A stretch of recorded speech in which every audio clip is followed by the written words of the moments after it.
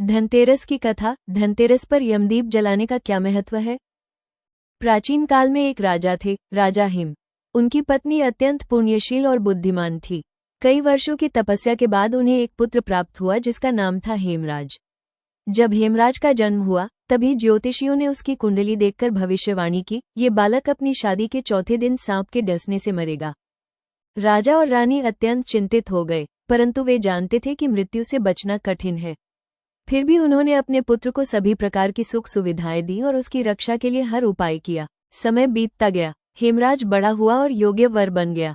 राजा हेम ने उसका विवाह एक सुंदर और बुद्धिमान राजकुमारी से कर दिया।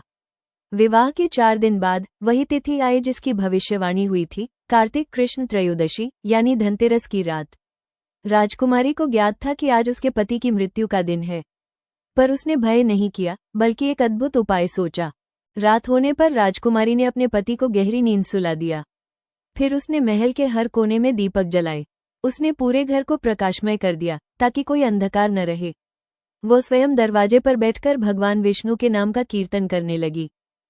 यमराज अपने वाहन बैल, महिष पर सवार होकर सर्प को साथ लिए वहां पहुंचे।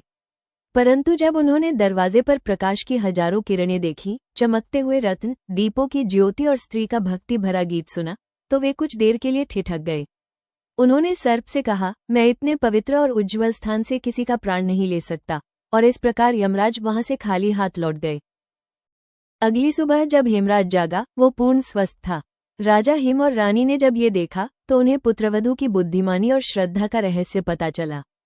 तभी से यह परंपरा चली आ रही है कि धनतेरस की रात घर के बाहर दक्षिण दिशा में एक दीपक जलाया जाता है, जिसे यमदीप कहा जाता है।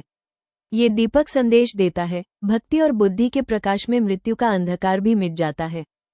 कथा का सार यमदीप हमें याद दिलाता है कि प्रकाश, श्रद्धा और विवेक से हम सबसे बड़े संकट को भी टाल सकते हैं। ये दीप केवल यमराज के लिए नहीं, बल्कि अज्ञान और भय को दूर करने का प्रतीक है। इसी कारण कहा जाता है, धनतेरस की दीप ज्योति से हर घर में आयु, आरोग्य और समृद्धि का आगमन होता है। राधे राधे।